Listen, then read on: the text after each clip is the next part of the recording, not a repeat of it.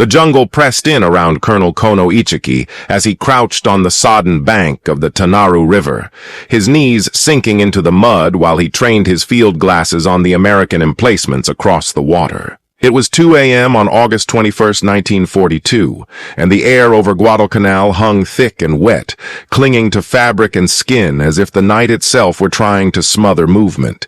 Behind him, 900 of Japan's most disciplined soldiers lay motionless in the dark, seasoned fighters who had cut their teeth in China, Malaya, and the Philippines, men whose reputations were built on victories and who knew little of failure.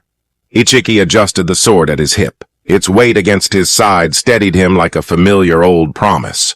For 6 months, Japanese blades and tactics had driven American forces back across the Pacific, from Wake Island to Guam and through the Philippines, wherever the imperial flag rose. American units had withdrawn or surrendered. Ichiki was sure these Marines on Guadalcanal would follow the same course. "Honorable Colonel," Lieutenant Furukawa murmured as he inched up beside him, crawling through the underbrush with the practiced silence of a scout. "The men are ready," he reported without needing to speak it fully. "The batteries primed, the officers in place. Henderson Field will be ours before first light." Ichiki gave a curt nod and watched the riverbank opposite, where faint cigarette embers winked like careless stars and American sentries lounged in their shallow pits. The sight hardened his expression. Indiscipline and laxness, he thought, allowing contempt to shape his lip. These were not the well-drilled troops they had faced in Hong Kong. He told Furukawa these were civilians pressed into service, factory hands, farm boys, weekend volunteers pretending to be soldiers. A ripple of laughter skated across the water from the Marine positions. Bright and incongruous in the tense night, laughter on the brink of combat. Ichiki had pored over intelligence on these men, many conscripted after Pearl Harbor, hurried through training in a matter of months, lacking the long-forged code of Bushido that sharpened Japanese soldiers' resolve. He expected them to shatter beneath a determined banzai assault as others had, yet an unease gnawed at him. This stretch of jungle felt different from the lands he knew. The darkness seemed to have weight. The sounds above were not those he recognized. Strange birds called and branches whispered in ways that suggested something watchful, not merely quiet. He dismissed the sensation as the inevitable nerves before battle. He had led troops through 3 campaigns without a defeat, he told himself. But his hand lingered on the carved characters of his katana's hilt, as if drawing strength from them. Honor in death. Victory in life. The family words carried since his grandfather's day in the Russo-Japanese War. Tonight, he vowed inwardly, those words would be proven again. They would cut through American flesh and restore Japan's honor on these disputed islands. He gave the order with a voice that barely rose above the susurrus of leaves. "Signal the men," he instructed. "We move in 1 hour. No prisoners. Let the Americans learn the price of defying the Emperor." Furukawa melted back into the shadows to carry the command, his outline swallowed by ferns and roots. Ichiki took one last sweep with his glasses, cataloging the enemy dispositions. Machine gun emplacements set in small clusters, mortar pits that looked ponderous in the gloom, no clear pattern he could discern, too casual, too scattered for men who might be expecting a serious assault. The jungle noises pressed in closer as if eager to hear what would come next. Frogs, insects, and the occasional distant cry of a night bird. Yet beneath those sounds lay the low, human murmur from the Allied lines, the flick of cigarettes, the creak of gear, a half-remembered joke. Ichiki imagined the suddenness of the attack, the coordinated crash of his troops surging forward, bayonets and shouting, the shock that would shatter ill-trained morale. He pictured Henderson Field falling into their hands before dawn, the Americans routed, the island reclaimed, and Japanese banners flying where only foreign flags now stood. He thought of the faces behind him, battle-hardened. Patient men trained to take their orders without question, and felt a grim satisfaction at the thought of them overwhelming the enemy. Still, the peculiar hush of this particular night returned to him, a prickling that even the weight of his blade could not smother. He recalled small details from previous campaigns, the smell of salt on a night wind, the way certain birds only called in safe clearings, and compared them to the thick, almost metallic tang in the air now. Perhaps it was nothing, battlefield superstition or the fertile imagination sharpened by expectation. Yet he could not fully shake the feeling that the island itself watched and waited, that something in this particular darkness awaited the coming violence with a patience older than armies. He straightened his shoulders, tamped down hesitation, and turned his attention back to the men and the plan, because hesitation in a commander could spread like rot. The hour would come, the signal would pass along the line, and they would walk into the dawn with the certainty of those who believe defeat is impossible. Either these Marines are utter novices, he thinks, and then he forces the notion from his mind. There is no weakness in Japanese steel. The courage of Japan has never faltered. These Americans are about to discover why the empire of the rising sun has swept across half the Pacific. Still, as Ichiki settles into the waiting hush before the signal, one persistent question gnaws at him. Why do the Americans show no fear? 6,000 miles away in Tokyo, the papers are already hailing the imminent triumph. But here in the choking dark of Guadalcanal's forest, Lieutenant Furukawa slips between knots of soldiers, murmuring last directives that sound like prayers. "Remember the code," he whispers to each cluster. "Better death than shame.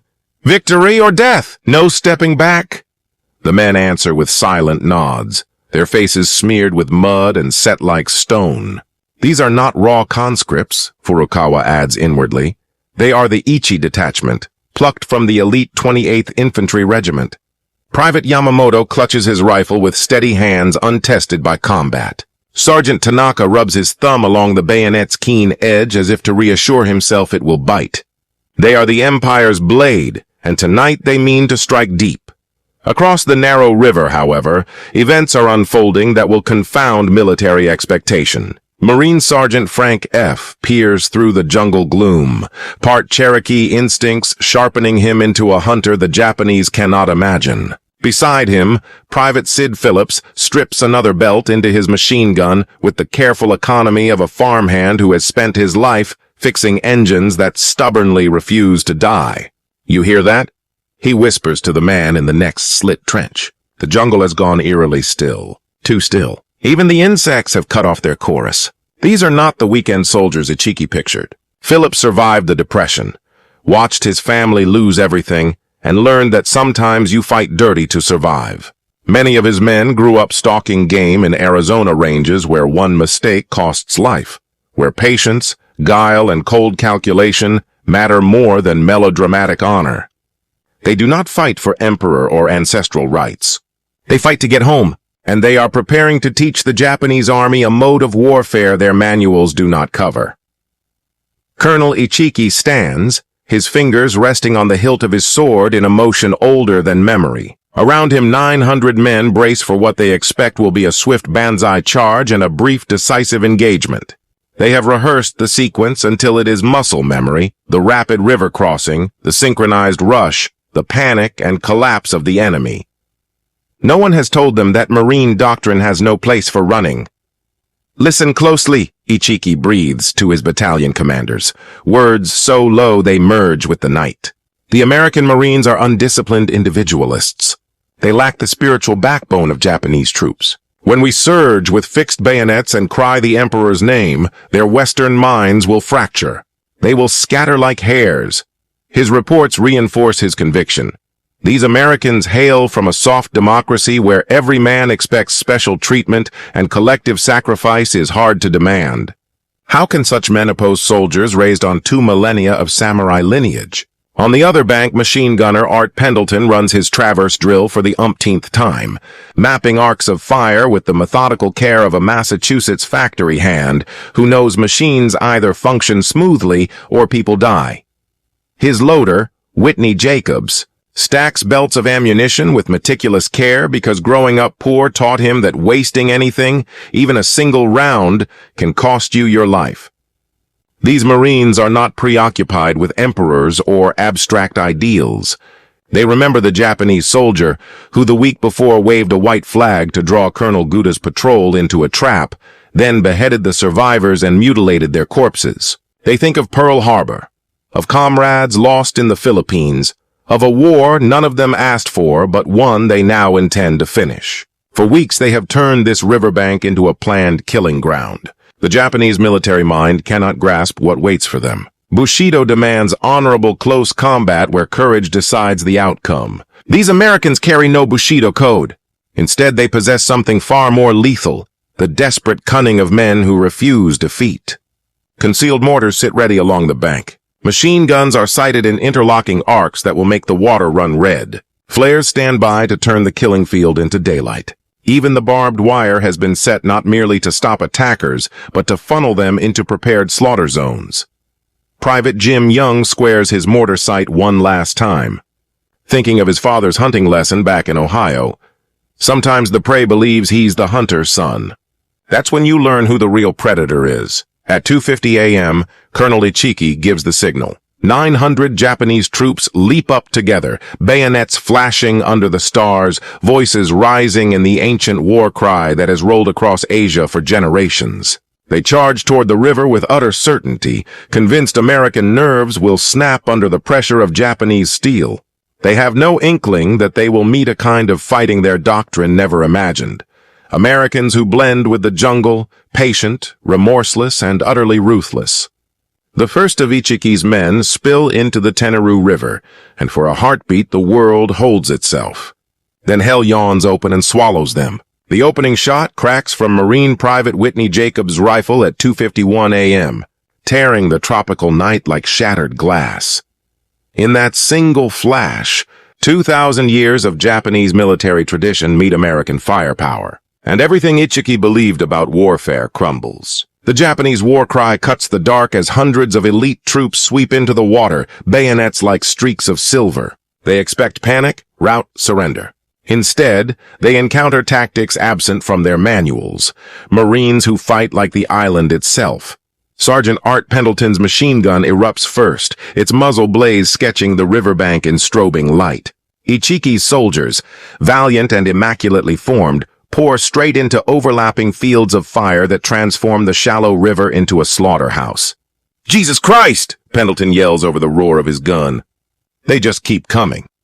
But these are not the disorganized, individualistic attacks Japanese doctrine predicts.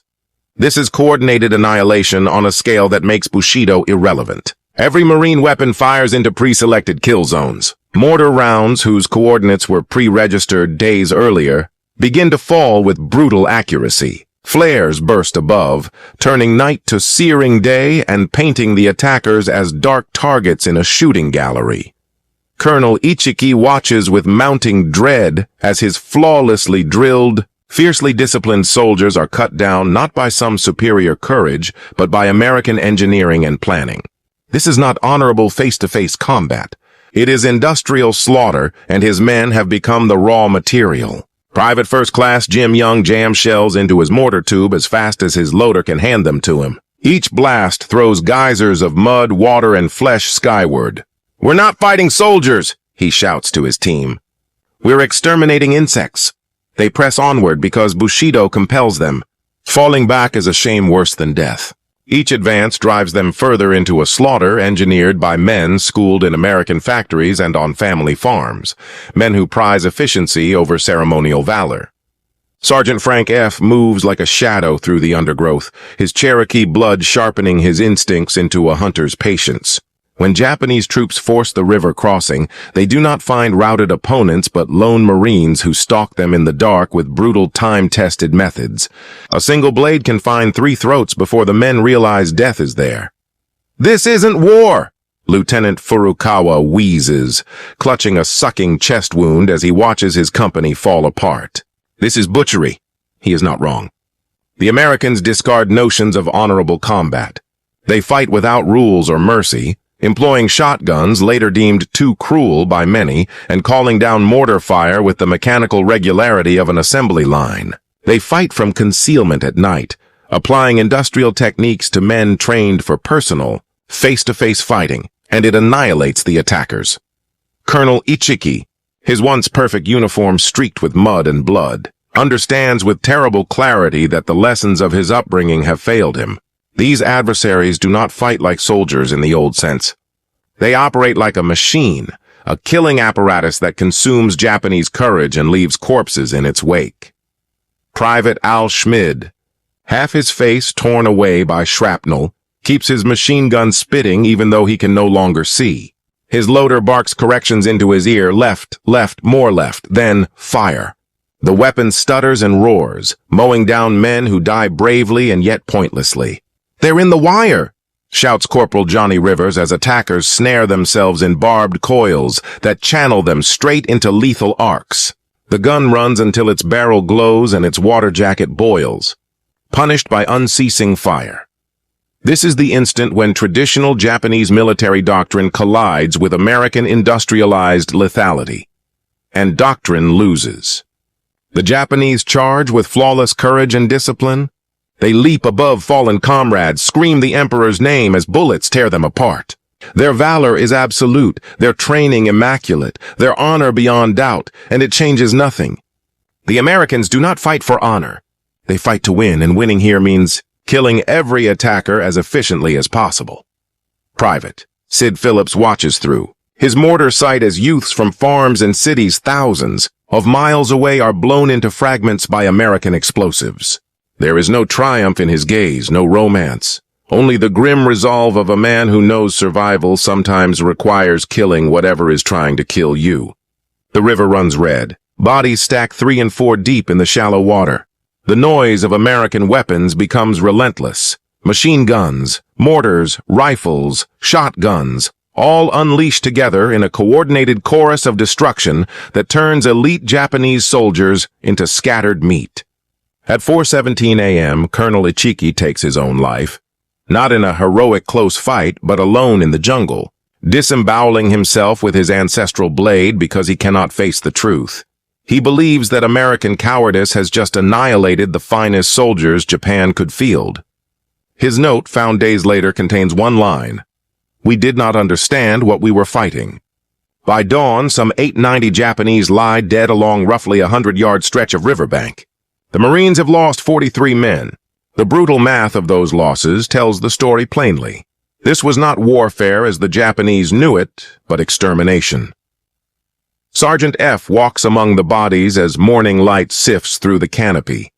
Many of the fallen are younger than he is, their uniforms tidy, gear immaculate, weapons clean, heroes of an older code felled by a newer kind of war.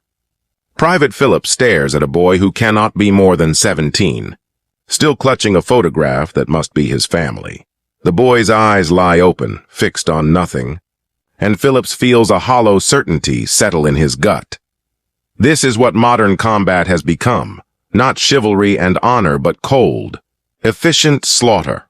God help us, murmurs Corporal Pendleton as he looks over the ruin his gun has helped make. What have we become? The question hangs in the hot morning air, unspoken yet obvious to every Marine who lived through the night. They have become what necessity demanded, not shining heroes or romantic warriors, not men fighting for lofty causes, but killers, precise, unflinching, horribly effective killers. In the jungle hell of Guadalcanal, that is the only measure that matters. The photographs tell the tale more plainly than any official report ever could. Japanese bodies stacked like firewood along the Tenaru River. Marines standing among the wreckage, not celebrating, but staring with the empty look of people who have seen something awful about themselves. The arithmetic of modern slaughter printed in blacks and whites. Private Frank Pomeroy, who survived, kept one image for the rest of his life. A Japanese officer's sword clutched in a dead hand, flashing in the sun like a silent indictment. "We fought like animals," he admitted in a letter home to his sister in Massachusetts. And the worst part is it worked. That line sums up the best psychological change Guadalcanal imposed on American fighters. They entered the jungle as orderly soldiers bound by rules of honorable combat and emerged as something different. Men who learned that victory matters more than ceremony, that staying alive outweighs glory, and that killing with efficiency beats dying bravely every time. The revelation shattered what the Japanese military machine, rooted in 2,000 years of samurai tradition, had taken for granted. Within weeks, other Pacific intelligence reports began to show the shift. Japanese troops, who had charged American lines with suicidal bravery since Pearl Harbor now paused, dug deeper and fought more cautiously. The swagger that had carried them across Asia began to crack. News travels fast in an army. The reputation the Americans once had for weakness evaporated. The Marines no longer fought like civilized duelists. They fought like the island itself, patient, remorseless, utterly implacable.